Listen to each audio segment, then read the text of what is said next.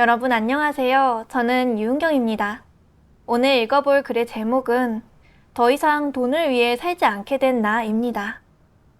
이 글의 주인공은 어린 시절 가난 때문에 사람들에게 차별을 받았습니다. 그것이 한이 되어 꼭 돈 많이 벌어서 떵떵거리며 살고 가난뱅이라는 딱지를 떼겠다고 노력했습니다. 노력 끝에 소원대로 돈을 많이 벌어서 집도 사고 차도 사고 자기만의 회사도 차리게 됐습니다. 하지만 정작 풍족한 물질이 그녀에게 진정한 행복을 가져다 주지는 못했습니다.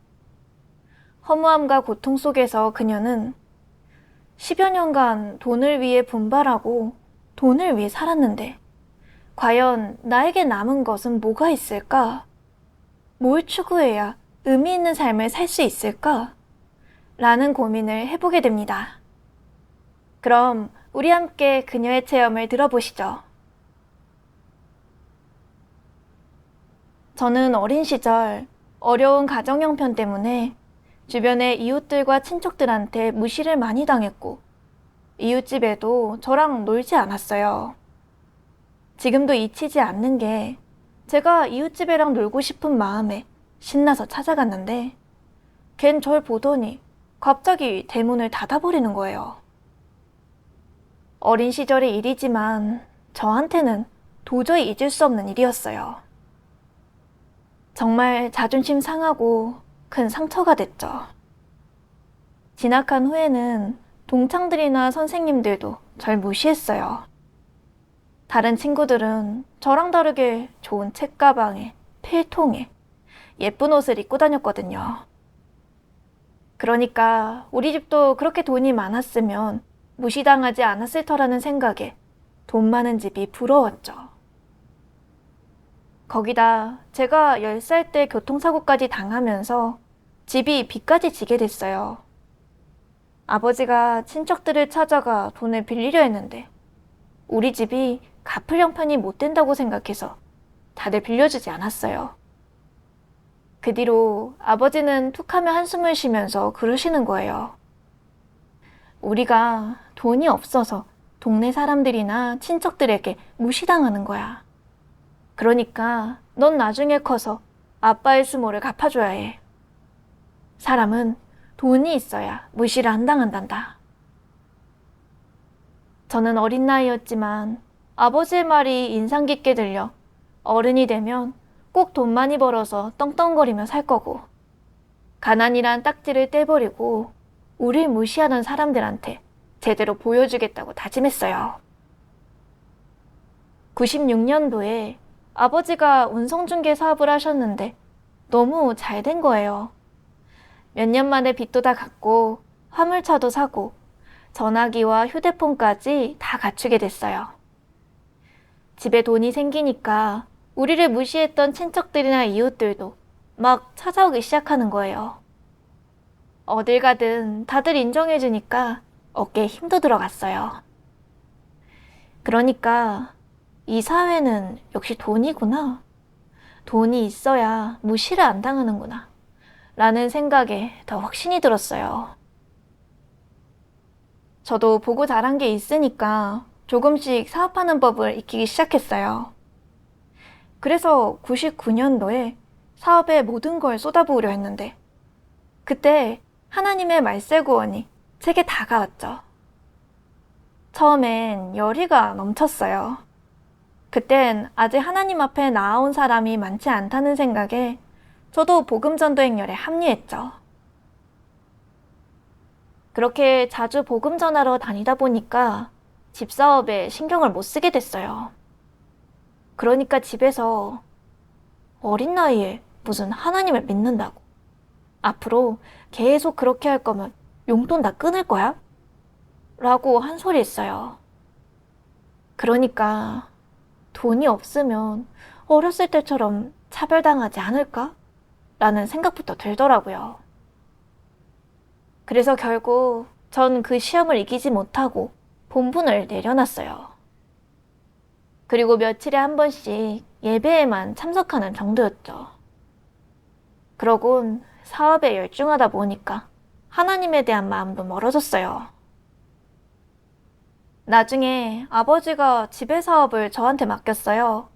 20대 초반에 자기 사업이라는 게 생기니 너무 기뻤어요. 저는 돈을 많이 버는 대단한 여자가 되기 위해 매일 머리를 쥐어짜면서 물품 공급처랑 연락했는데 밤낮 구분 없이 계속 통화를 했어요. 정말 물 마실 틈도 없었고 목이 잠겨도 쉬지 않았어요. 그렇게 노력한 덕에 10만여 원 정도를 모으게 됐어요.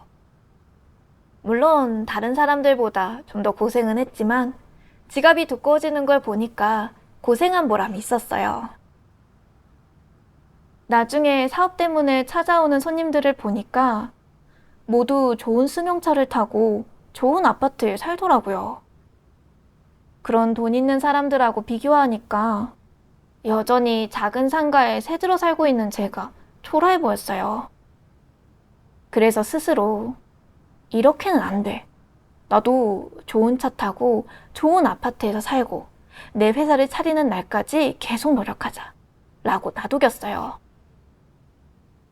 전 하루빨리 그 소원을 이루기 위해서 더 바쁘게 보냈어요. 그때 한 몇 년은 잠도 제대로 자지 못해서 피로에 절어 있었죠. 그 바람에 어느새 신경성 두통을 앓게 됐는데 머리가 아플 때면 바늘에 찔리는 것처럼 너무 아팠어요. 게다가 컴퓨터랑 휴대폰의 전자파까지 계속 쏘이게 되니 자주 울렁거리고 토하곤 했어요. 전 두통을 어떻게든 완화해보겠다고 손톱으로 두피를 세게 찌르거나 머리를 벽에 막 박았어요. 하지만 그래도 두통은 전혀 줄지 않았어요. 참다 못해 병원에 가야겠다는 생각도 했지만 지갑에 돈이 차는 걸 볼 때면 돈 버는 기회를 놓치고 싶지 않은 거예요. 그래서 아니다. 지금처럼 돈 벌 수 있는 기회도 흔치 않은데 아직 젊을 때 이 기회를 잘 잡아야 해. 라는 생각에 병원에 안 갔어요. 몇 년 지나니까 차도 생기고 집도 생기고 컨테이너 운송 사업자도 냈어요. 게다가 사업 때문에 차를 몰고 다니다 보면 어떤 사장들은 젊은 나이에 이렇게 자기 사업을 하나 크게 하는 게 참 대단하다는 식으로 봐주곤 했어요. 또 고객들도 사장님이라 불러주고 친구들도 능력녀라고 칭찬해줬어요. 또 매년 설에 우리 가족이 시골집에 내려갈 때면 이웃들도 찾아와 시부모님한테 능력 있는 며느리를 만나서 정말 복 있다고 칭찬했어요. 그럴 때마다 뭔가 으쓱해지더라고요. 그때는 정말 어떻게 하면 돈을 더 많이 벌 수 있을까 고민만 하다 보니까 하나님을 믿는 일에 대해선 마음이 점점 더 식어갔어요. 어떤 때 예배에 참석하지 못하면 자매가 절 찾아왔지만 저는 자매 교제가 귀에 들어오지도 않았어요. 가끔 예배에 참석해도 마음은 계속 사업에만 가 있었고요. 근데 그 시점에는 매일 정신없이 일을 해도 제 생각처럼 일이 잘 풀리지 않는 거예요. 교통사고도 자주 일어나고 어떤 고객들은 운송비도 체납하더라고요. 몇 년 사이에 수십만 위안 넘게 손해봤어요. 전 손해본 돈을 다 벌어오기 위해서 전부 다 에너지를 더 쏟아부었어요. 매일 그렇게 하니까 몸에 과부하가 걸리고 두통은 더 심해졌어요.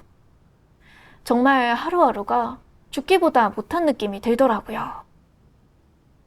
더구나 돈이 생긴 뒤로부터 남편도 외박이 잦았고 도박판에도 뛰어들면서 돈을 많이 날렸어요. 그러니까 싸움도 잦았고 눈물로 지내는 날도 많아졌어요. 너무 괴롭더라고요. 또 너무 막막하고 이해가 안 되는 거예요. 내가 그렇게 원하던 꿈, 차, 집, 회사를 다 가졌는데도 왜 행복하지 않을까? 왜 그럴까? 이런 생각이 들었어요. 그렇게 괴롭고 막막할 때 사무실에 뒀던 말씀책이 생각나더라고요. 그래서 젖는 자의 탄식, 이 말씀을 찾아 읽었어요. 조용히 사무실에서 혼자 처음부터 마지막까지 쭉 읽어내려갔어요. 그러다 마지막 단락을 읽는데 너무 마음에 와닿았어요. 하나님께서 말씀하셨습니다. 전능자의 생명 공급에서 벗어난 인류는 왜 태어났는지도 모르면서 또 죽음을 두려워한다. 인류는 의지하고 도움받을 데가 없음에도 여전히 눈을 감고 싶어 하지 않고 영혼의 지각이 없는 육을 간신히 지탱하며 이 세상에서 되는 대로 살아간다. 너는 이렇게 아무런 소망도 없이 살아가고 그 역시 그렇게 아무런 목표 없이 살아간다. 오직 전설 속의 거룩한 자만이 고통 속에서 신음하며 그의 강림을 애타게 기다리는 사람들을 구원할 것이라는 이 신념은 무감각한 사람에게서는 쉽사리 실현되지 않는다. 그런데도 사람은 계속 그렇게 바라고 있다. 전능자는 극심한 고통을 겪고 있는 사람을 긍휼히 여기면서도 전혀 지각이 없는 사람을 혐오한다. 그가 오랫동안 기다려야 사람에게서 오는 답을 얻을 수 있기 때문이다. 그는 찾으려 한다.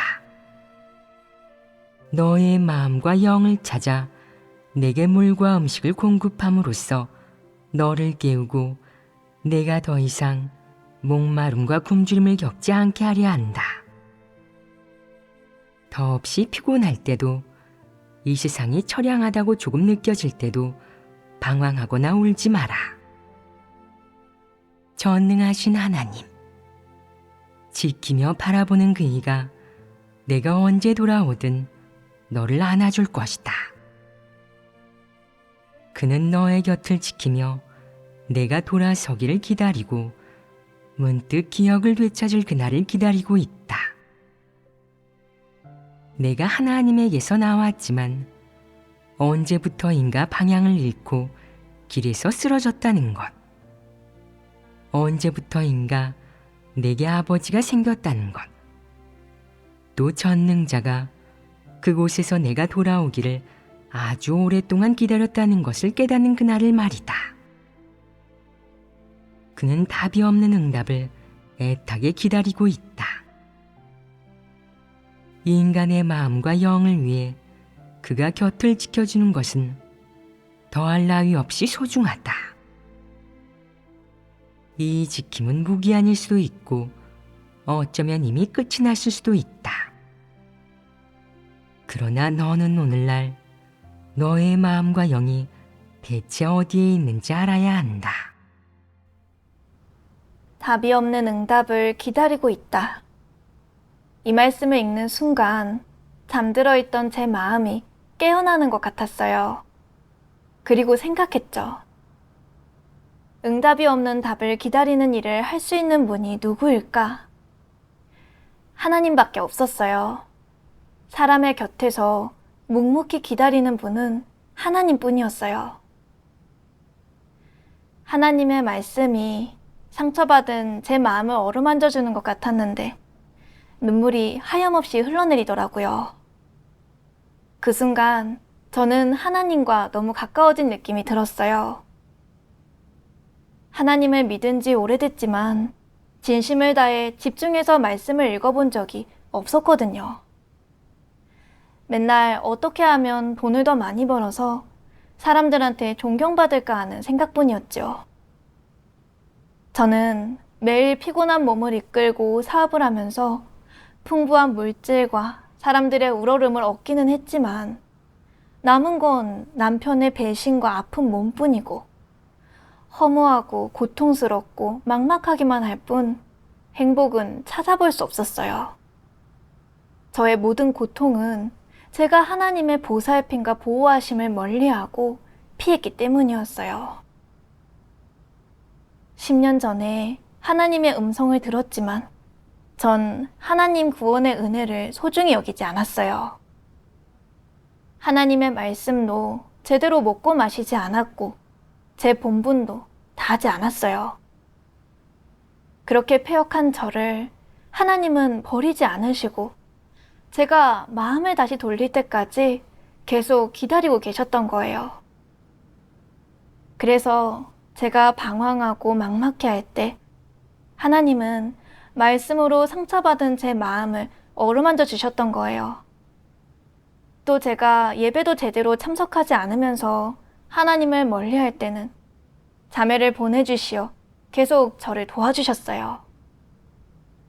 근데 전 감사보다는 거부감을 느끼면서 하나님의 구원을 계속 밀어냈었죠. 그 얼마나 양심 없고 이성도 없는 행동이에요. 깊은 후회와 죄책감이 밀려와서 울면서 기도했어요. 하나님, 제가 잘못했습니다. 하나님 말씀을 제대로 보지도 않고 돈에만 빠져있던 제가 너무 밉습니다.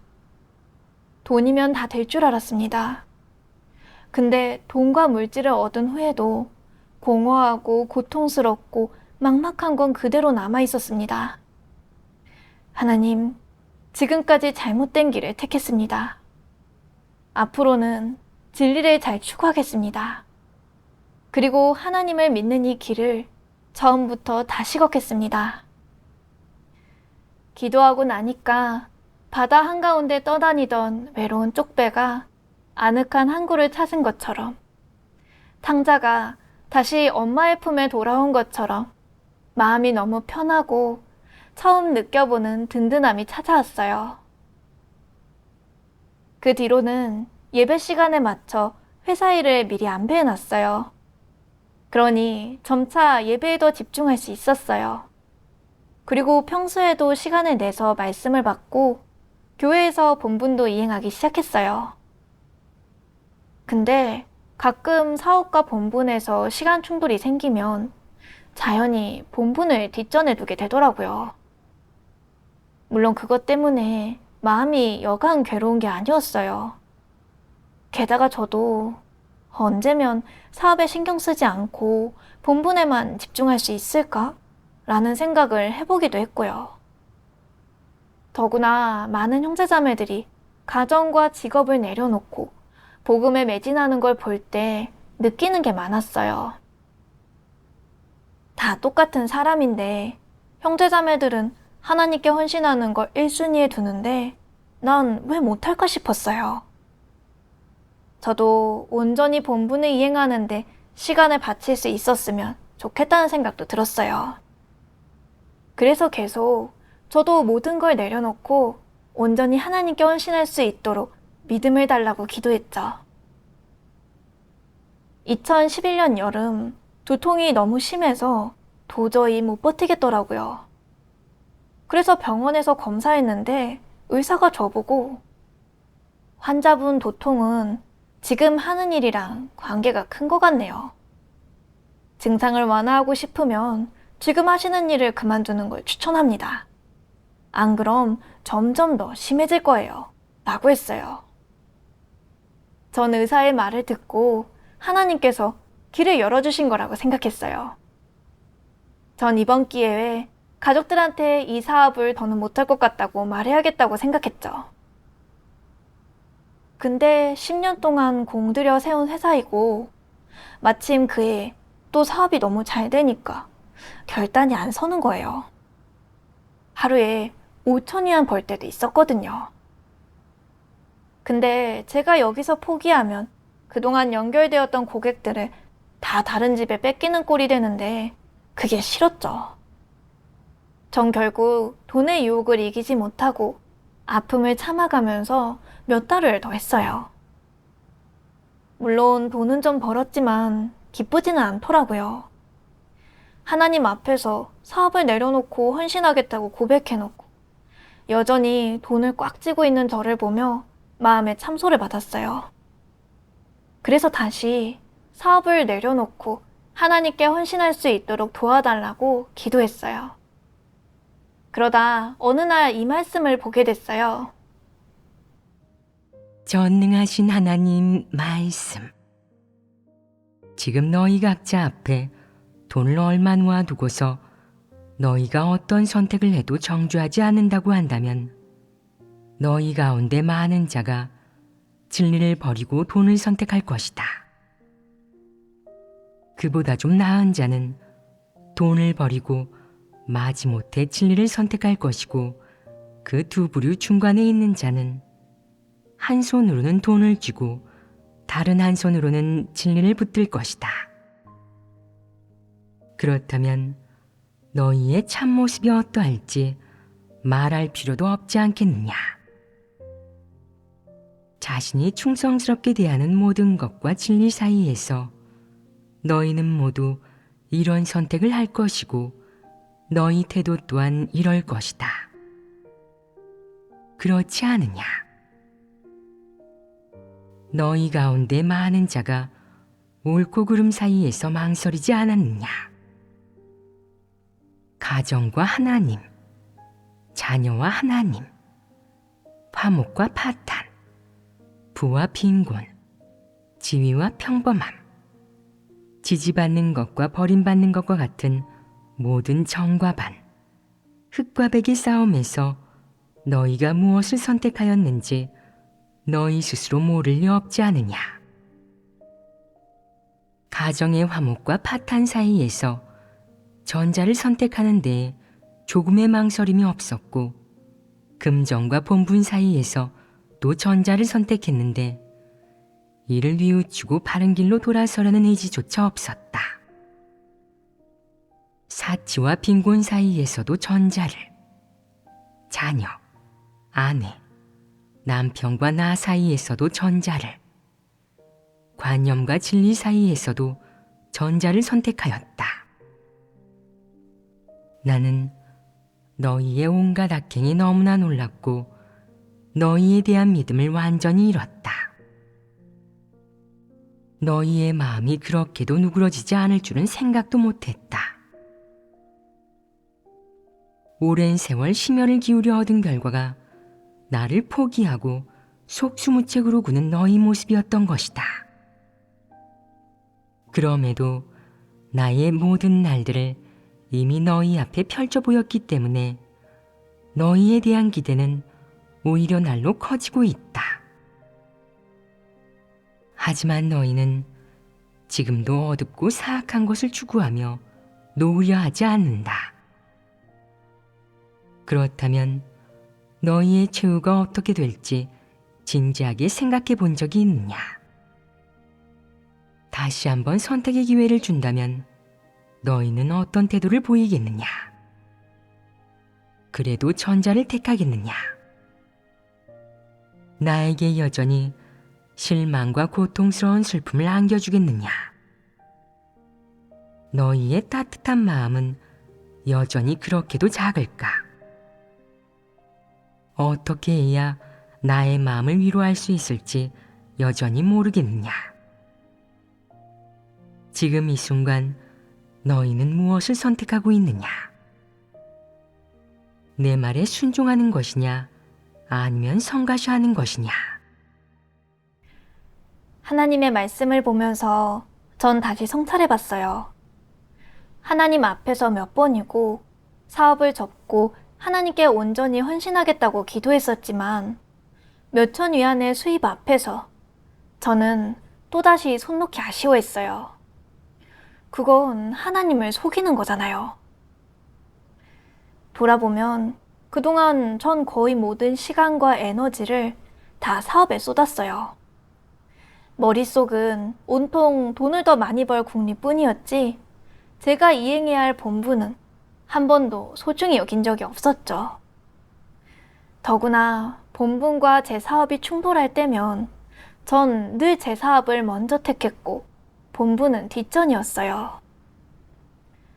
사실 그동안 출세해보겠다는 마음에 돈의 노예로 전락해서 매일 공허함과 고통 속에서 발버둥치며 점점 타락해갔죠. 제가 번번이 하나님을 거역했지만 하나님은 저를 향한 구원을 놓지 않으셨어요. 제가 사업 때문에 예배에 참석하지 못할 땐 형제자매들을 통해 도와주시고 붙들어 주셨고, 남편의 배신과 사업의 어려움, 질병의 고통으로 막막함을 느낄 때 하나님은 말씀으로 저를 이끌어 주시면서 빛을 향하고 진리를 추구해야 한다는 마음을 심어주셨고요. 또 제가 사업을 내려놓지 못할 때는 의사를 통해 권고해 주셨고요. 하나님은 언제나 제 생명을 위해 애타하셨고 저에게 큰 심혈을 쏟으셨는데 전 맨날 돈을 더 많이 벌 생각만 하고 본분은 전혀 생각하지 않았어요. 정말 이기적이었죠. 근데 이제 하나님께서 다시 본분을 이행할 기회를 주셨으니까 전 당연히 이 기회를 소중히 여기고 하나님 나라의 복음 확장을 위해 헌신하면서 피조물의 본분을 다하는 게 맞잖아요.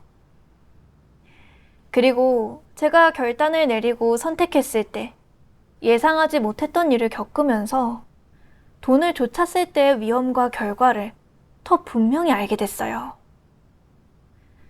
2011년 겨울이었어요. 한밤에 누군가 남편한테 전화 걸어서 사람 잘못 건드렸으니 남편의 팔다리를 다 잘라버릴 거니까 무사하고 싶으면 다음날 10만 위안 준비하라는 협박을 했어요. 그 순간 심장이 요동쳤어요. TV에서나 보던 걸 제가 직접 겪을 줄은 몰랐거든요. 정말 요즘 세상이 이렇게 험하고 어지럽다는 걸 알게 됐어요. 그 일을 당하자 순간 이 사업 계속하다가는 무슨 봉변을 당할지 모르겠다는 생각이 들었어요. 돌아보면 우리 집도 돈이 들어오면서부터 조용할 날이 없었는데 이제는 목숨을 위협당하는 일까지 생기게 된 거잖아요. 돈이 저한테 행복과 즐거움을 가져다 주진 못했어요. 그 후로도 저희 집에 물품 배송하던 화물차 기사님들이 차 사고로 여러 사망했다는 얘기를 들었어요. 정말 너무 놀라서 믿기 어려울 정도였죠. 젊은 사람들은 20대이고 나이가 많은 사람도 40대밖에 안 되거든요. 그 중에 젊은 부부가 있었는데 돈 아낀다고 기사도 쓰지 않고 두 사람이 밤낮 가리지 않고 열심히 돈을 벌었는데 결국 둘 다 졸음운전 사고로 사망했다는 게 충격이었어요. 돈은 좀 벌었지만 목숨을 잃었으니까 그 돈이 무슨 소용이 있겠어요. 그때 예수님의 말씀이 생각났어요. 사람이 만일 온 천하를 얻고도 제 목숨을 잃으면 무엇이 유익하리요? 사람이 무엇을 주고 제 목숨을 바꾸겠느냐? 돌아보면 그동안 저도 남들보다 위에 있고 싶어서 밤낮 없이 기계처럼 일했어요. 돈은 조금 모았고 주변 사람들의 칭찬과 부러움도 샀지만 저는 어떤 즐거움이나 행복감을 느끼기보단 갈수록 공허함과 괴로움만 쌓여갔어요. 돈을 번다고 온몸에 병이 들었는데 더구나 머리가 아프기 시작하면 벽에 머리를 박을 정도로 아팠지만 돈에 대한 집착은 놓지 못했거든요. 그 정도로 저는 돈에 꽁꽁 묶여 있었죠. 돈은 정말 살수의 칼 같은 존재였어요. 근데 제가 여전히 죽어라 돈을 번다면 언젠가는 돈 때문에 죽겠다는 생각이 들었어요. 그래서 저는 내 목숨을 돈을 위해 팔지 말아야겠다는 생각이 들었죠. 사실 세상에 많은 사람들이 이걸 몰라서 여전히 돈이라는 소용돌이에 빠져 있고 인생의 방향을 찾지 못하고 어떤 삶이 의미 있는 삶인지 모르잖아요. 그래서 저는 더 많은 사람들이 빨리 하나님의 음성을 듣고 진리를 깨달아 사탄의 폐괴와 해악에서 벗어날 수 있도록 하나님의 말세복음 전파에 매진하기로 마음먹었어요. 그리고 가족들에게 말했죠. 지금 머리가 너무 아파서 앞으로는 사업을 못할 것 같아요. 가족들도 맞다면서 잘 쉬면서 치료하라고 하더라고요. 정말 하나님께서 길을 열어주시니까 너무 감사하고 기뻤어요. 2012년 설날을 보내고 사업을 전적으로 남편한테 맡겼어요. 그리고 저는 하나님의 말씀을 보고 본분을 이행하는 데 신경 쓰니까 오히려 마음이 너무 편했고 정신적으로도 많이 좋아졌어요. 더 놀라운 건 저의 두통이 어떤 치료도 받지 않은 상태에서 기적처럼 나은 거예요. 정말 하나님께서 고쳐주신 거잖아요. 질병의 고통과 정신적 괴로움에서 벗어나게 해주신 것에 너무 감격해 본분을 잘 이행하면서 하나님의 구원에 보답하겠다고 다짐했죠. 제 몸 상태가 좀 좋아지니까 남편이 서서히 압박을 해왔어요. 다시 사업을 시작하라고요. 근데 전 사업을 다시 하지 않겠다고 확고하게 말했죠. 그러니까 이혼으로 협박하면서 계속 하나님 믿고 그러면 생활비도 안 주겠다고 하는 거예요. 남편의 무정함에 화가 나 온몸이 부들부들 떨렸죠. 그리고 어렸을 때 무시당했던 광경들이 떠오르면서 다시는 그렇게 살고 싶지 않은 생각이 강렬해졌어요. 그러니 마음이 더없이 연약해졌죠. 제가 하나님을 믿지 않으면 풍요롭게 살고 남들이 떠받들어주는 생활을 할 수 있지만 전업으로 본분에 매진하면 가진 모든 걸 잃게 되거든요. 너무 괴로워 눈물이 났어요. 하나는 제 본분이고 하나는 오랫동안 일궈온 사업인데 선택의 기로에 놓였죠. 그래서 울면서 하나님께 기도했어요. 하나님, 지금 마음이 연약해지고 있습니다. 어떤 선택을 해야 할지 모르겠습니다. 본분 이행을 고수하면 저의 사업과 가정을 잃게 되고 가정과 사업을 택하고 하나님과 본분을 포기한다면 저는 양심도 이성도 없는 사람이 됩니다. 하나님, 당신을 떠나고 싶지 않습니다. 지금까지 하나님께서 저를 이끌어 주셨기에 참된 인생길을 걷게 됐습니다. 과거엔 진리를 제대로 추구하지 않았고 당신께 헌신하지도 않았습니다. 근데 더 이상 하나님의 고심을 외면하고 싶지 않습니다. 진리를 잘 추구하면서 당신을 따라 앞으로 나아가고 싶습니다. 하나님, 제가 바른 선택을 할 수 있도록 제게 믿음과 힘을 더해 주십시오. 기도를 마치고 하나님의 이 말씀을 보게 됐어요.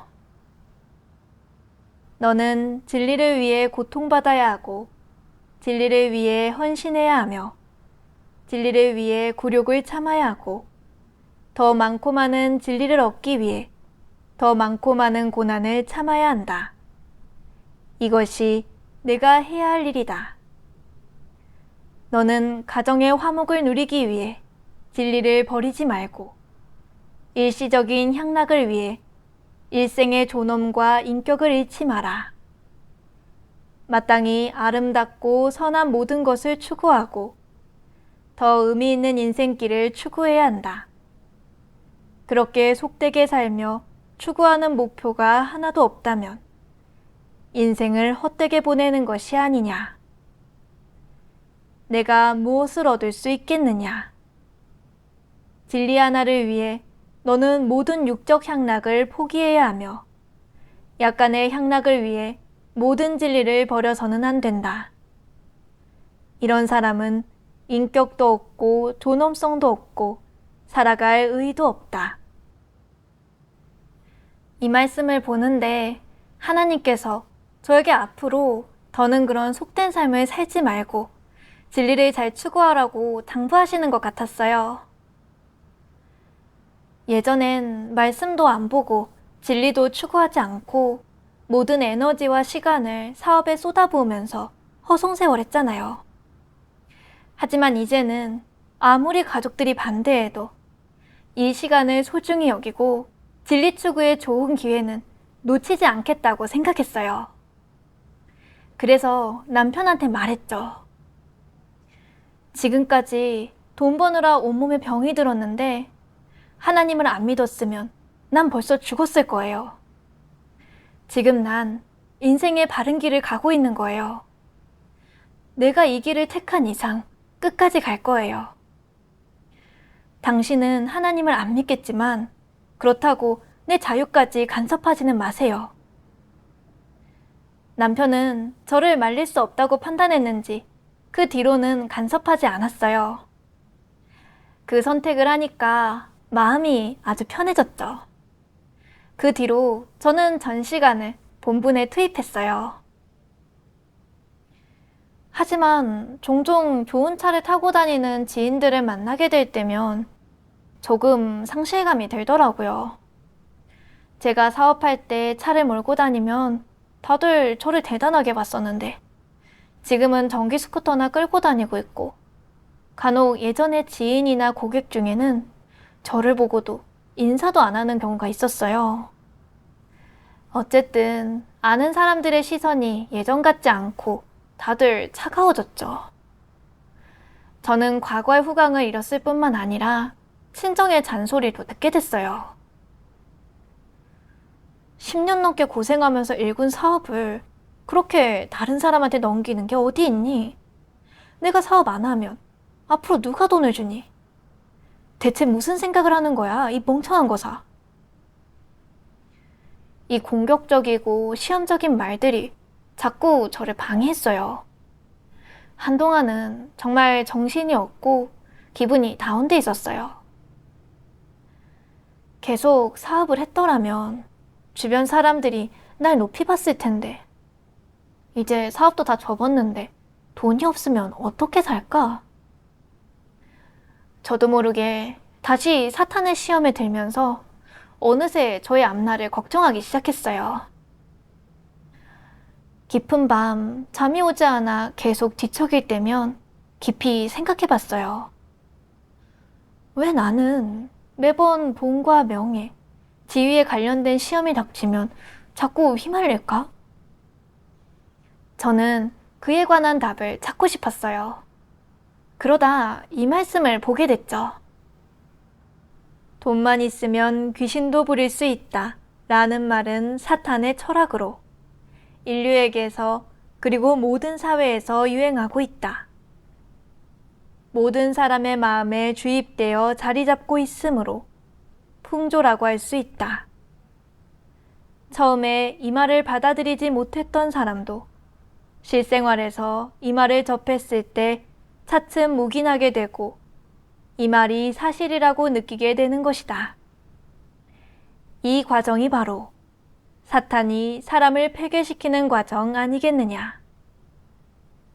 사탄은 바로 돈으로 사람을 유혹하여 사람이 돈을 숭상하고 무력적인 것을 숭상하도록 폐괴시킨 것이다.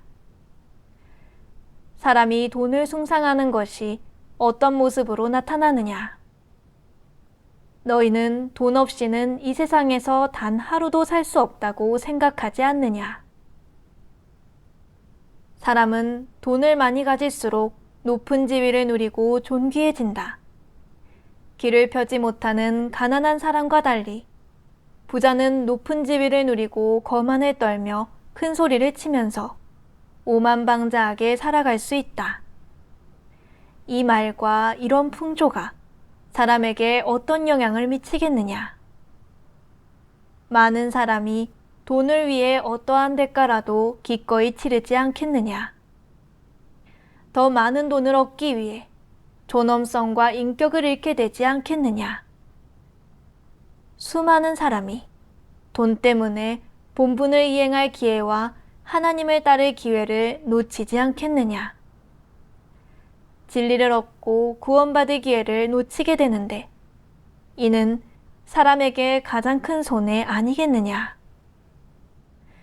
사탄은 이런 방식, 이런 말로 사람을 이 정도로 폐괴시켰다. 사탄의 속셈이 음흉하지 않으냐. 이는 아주 악랄한 수법이 아니더냐. 이런 말이 유행할 때 처음에는 수긍하지 못하던 내가 이를 진리로 받아들이게 되기까지 너라는 사람의 마음은 사탄에게 철저히 빼앗겼다. 그래서 내가 자신도 모르는 사이에 이 말대로 살고 있다고 하는 것이다. 저는 하나님의 말씀을 보면서 제가 돈과 명예의 사슬을 끊어내지 못하는 근원을 찾게 됐어요. 돌아보면 어렸을 때 아버지가 자주 했던 말이 있어요. 우리가 못 살아서 그러니까 넌 나중에 돈 많이 벌어라. 그래서 아빠의 자랑스러운 딸이 돼야 한다. 우리가 돈이 있어야 무시를 안 당한단다. 아버지의 이 말은 제 기억에 깊이 뿌리 박혀 있었어요. 여태까지 저는 돈만 있으면 귀신도 부릴 수 있다. 돈이 전부는 아니지만 돈이 없으면 아무것도 할 수 없다. 라는 사탄의 독수에 의존해 살면서 돈이 있어야 어깨를 펴고 무시를 안 당한다고 생각했어요. 그래서 사람들한테 무시당하지 않으려고 매일 돈 버는 기계처럼 밤낮 가리지 않고 일을 했죠. 힘들고 고단해도 쉬지 않고 아파도 손님 하나를 놓칠까봐 병원에도 가지 않으면서 오직 돈만 바라봤던 거예요. 또 사업과 예배 시간이 충돌이 생기면 저는 사업을 먼저 챙긴 후에 예배 장소로 갔어요. 단 한 번도 진리 추구와 본분을 첫 자리에 둔 적이 없었고 바쁘면 아예 예배에 가지 않기도 했었죠. 돈에 빠져 헤어나지 못했고 갈수록 점점 더 탐욕스러워졌고 타락으로 향했어요. 다행히 하나님의 폭로의 말씀을 통해 저는 그런 독소로 사람을 해치는 사탄의 영악한 마음을 알게 됐어요.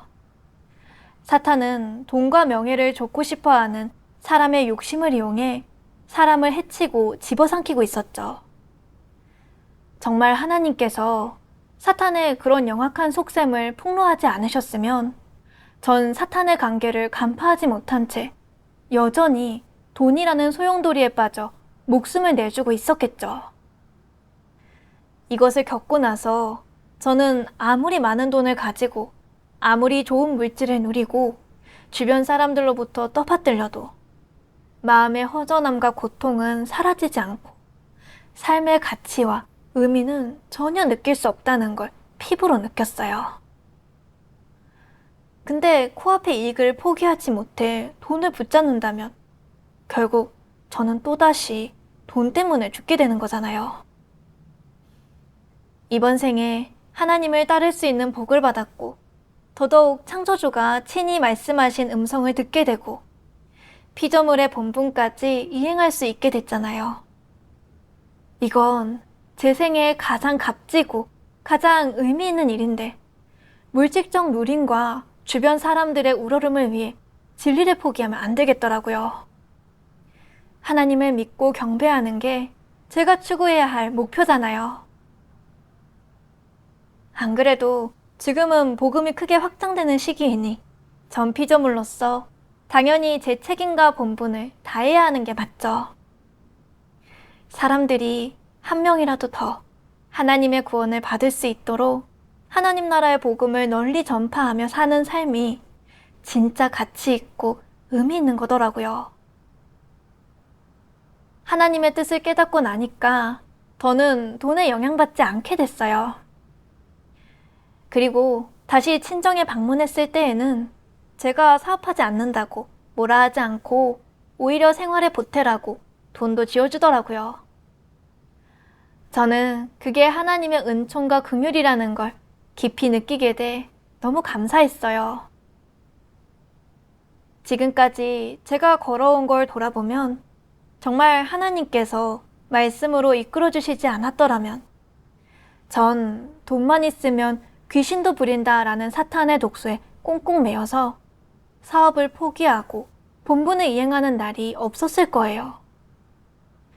저는 돈과 명예, 지위, 자동차, 집 등등 모든 물질적인 것들은 공허한 것이고 오직 진리를 추구하면서 하나님의 말씀대로 살고 피조물의 본분을 다하는 게 진정 가치 있고 의미 있는 삶이라는 걸 깨닫게 됐어요.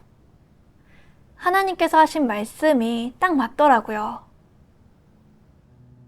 사람이 세상에서 사업을 하면 머릿속으로는 온통 세상의 흐름, 명리, 육적 향락을 추구하는 일들만 생각하게 된다. 이 말의 숨은 뜻은 무엇이겠느냐?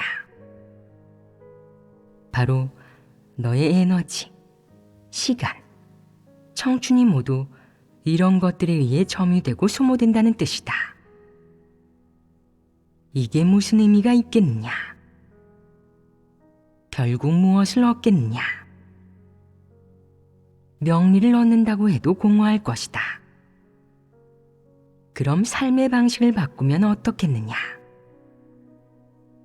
너의 시간과 에너지, 생각이 진리와 원칙에 점유되어 있다면 내가 어떻게 본분을 잘 이행할지, 어떻게 하나님 앞에 갈지 등 긍정적인 사물들만 생각한다면 너의 에너지와 시간을 모두 이런 긍정적인 사물들을 위해 쓴다면 너는 다른 것을 얻게 될 것이다. 너는 가장 실속 있는 것을 얻게 될 것이다. 어떻게 살아갈지, 어떻게 처신할지, 어떻게 모든 사람과 일, 사물을 마주할지 알게 될 것이다. 어떻게 모든 사람과 일, 사물을 마주할지 알게 되면 너는 아주 자연스럽게 하나님의 지배와 안배에 순종하게 될 것이다. 내가 하나님의 지배와 안배에 자연스럽게 순종할 줄 알게 되면 너는 자신도 모르게 하나님이 기쁘게 받아들이고 사랑하는 사람이 될 것이다. 생각해 보아라.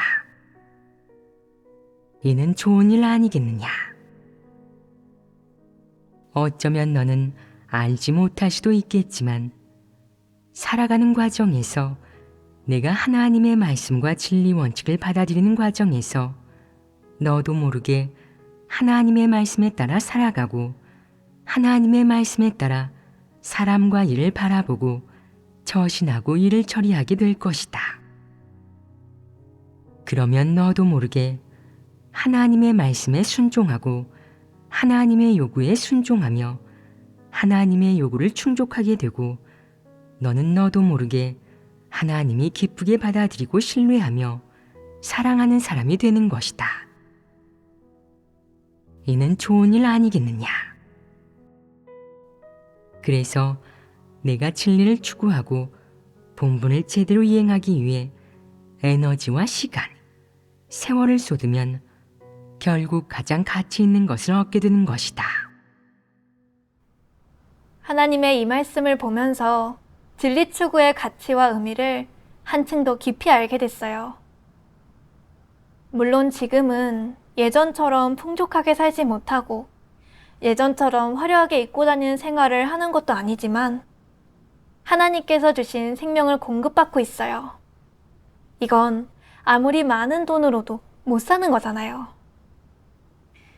지금까지 계속 하나님을 거역하면서 하나님의 마음을 아프게 하고 돈을 위해서 하나님의 구원을 거부하면서 본분 이행의 기회를 소중히 여기지 않은 적이 한두 번이 아니에요. 근데 계속 하나님은 제 곁을 지켜주시면서 제가 돌아서기를 기다려주시고 저에 대한 구원을 포기하지 않으셨어요. 물론 제가 사업을 정리한 후에도 하나님은 제가 어디에 가든 굶거나 입을 게 없어 떨게 하지도 않으셨고 정말 섬세하게 필요한 걸 채워주셨어요. 정말 하나님 구원의 은혜는 헤아릴 수 없고 모르다 보답할 수 없죠. 전 이제 하나님을 따르기로 선택한 걸 절대 후회하지 않을 거예요. 저를 구원해 주신 하나님께 너무 감사드리고 모든 영광 하나님께 돌려드립니다. 오늘의 간증문은 여기까지입니다. 시청해 주셔서 감사합니다. 다음 시간에 만나요.